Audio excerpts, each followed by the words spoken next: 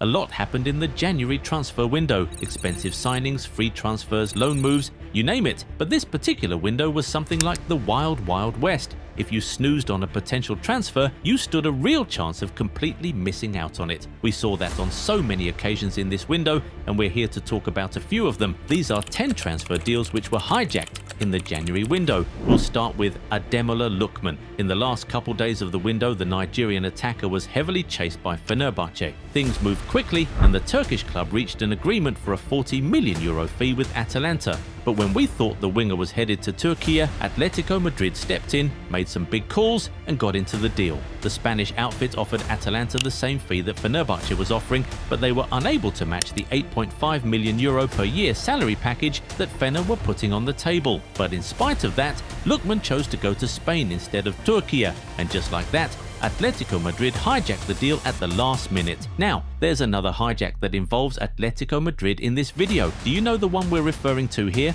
Tell us in the comments, we'll see if you're right soon. While you're there, if you aren't yet subscribed to the channel, go do that right away so you never miss out on our amazing content. Done? Now back to the video. Douglas Luiz's deal was also hijacked this January. As you know, the Brazilian midfielder completed a move to Aston Villa this January, returning to the club a year and a half after leaving them. But while that is surely a sweet story, Aston Villa weren't even the first choice. Luiz was at Nottingham Forest at the beginning of the window, having moved there on loan from Juventus last summer. But when it became clear that that loan would be cancelled in the January window, Chelsea were the first to ask questions about him. They saw him as a player who would be great for squad depth, especially after having lost Buonanotte to Leeds in the window. The London club tried to push for him, offering to bring him in on loan. But soon, Aston Villa came in, offered Juventus some money for the loan, and added an option to buy clause in the deal. Add on the fact that Villa was Luiz's home only a few years back, and it was all enough to sway the player and the club. So just like that, Villa were able to hijack the deal from Chelsea,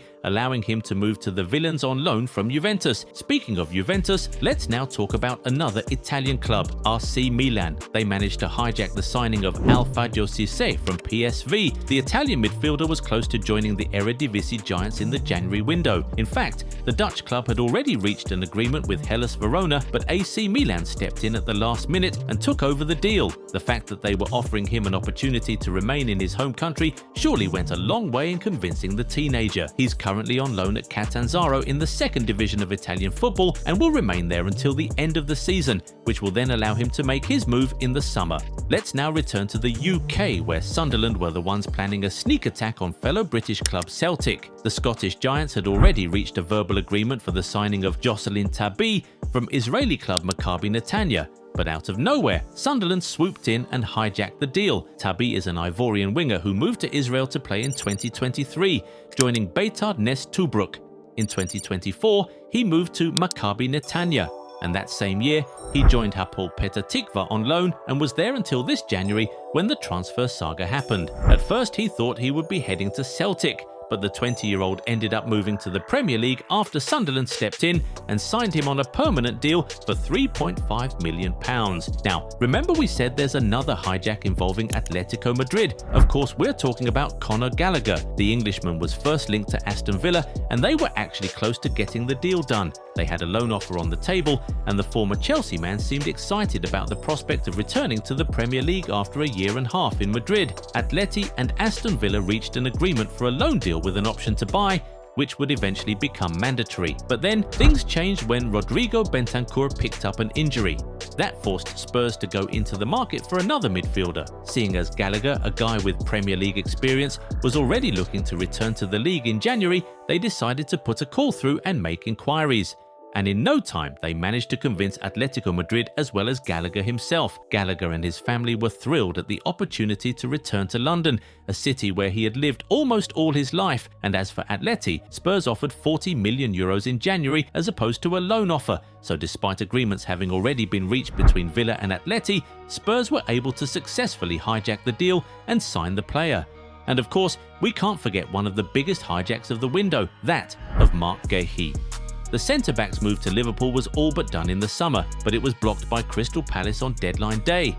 Seeing as his contract with the London club was set to expire this summer and Guehi had declared that he wouldn't sign a new deal, it seemed only a matter of time before he actually moved to Merseyside. But when Manchester City saw both Ruben Dias and Joško Gvardiol pick up injuries in the early days of the year, everything changed. They first recalled Max Alleyne, but that wasn't enough, so they went and hijacked Guehi from Liverpool, and of course, the England international said yes to them. Perhaps it was the fact that City were moving with more purpose, or the fact that they offered him a salary that Liverpool would probably not have been able to match, but the Mancunians were able to snatch him from the grasp of their rivals, and pretty quickly too. City also hijacked Antoine Semenyo from Manchester United this January. At some point, the Red Devils were leading the race to sign the London-born Ghana international. They had inquired last summer and were pushing in the winter, and this one was super interesting because the likes of Chelsea, Liverpool and Spurs also joined the race, but the moment Man City stepped in, everything was quickly put to bed. The proficient attacker quickly made his choice, picking City over Man United and the other options, and the rest, as they say, is history. Speaking of City, after having signed Semenyo, Oscar Bobb was put on the market, and it was Dortmund who first showed interest in him. The German club got into talks with City over signing the player, but they were slow with proceedings. Fulham meanwhile stepped in and moved with urgency, and were able to snatch the winger, paying €27 million to get him from City. But Liverpool weren't left out of the fun. They also hijacked a deal from Chelsea this January. You see, the Blues were very interested in Jeremy Jacquet this January. They reached an agreement with Rennes for the 20-year-old defender, and the contract was already ready, with the player himself keen on the move. At this point, we all thought it was only a matter of time before the Frenchman joined Chelsea. In fact, we even went ahead to make a video of him and why Chelsea signed him.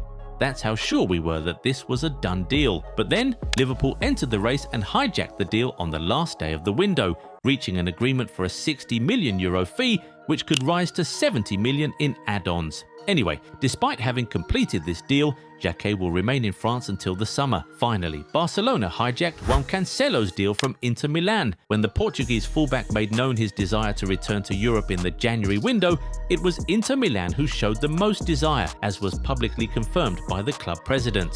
The Italian giants got in contact with Al Hilal and were desperate to get it over the line after Denzel Dumfries had sustained an injury. They were even willing to offer De Vrij or Acerbi to the Saudi club in order to sweeten the deal. Al Hilal may have been convinced, but Cancelo wasn't.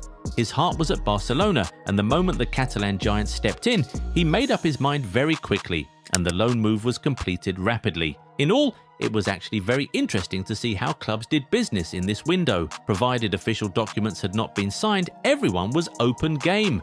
Some used status to try and get the players they wanted, others used money, and there were some who used nostalgia. In the end, the how doesn't matter, just get it done.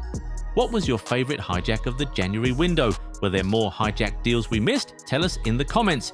If you enjoyed this video, give it a thumbs up and subscribe to the channel. Also turn on the bell notification so you never miss out on new content. Catch you in the next one. Bye.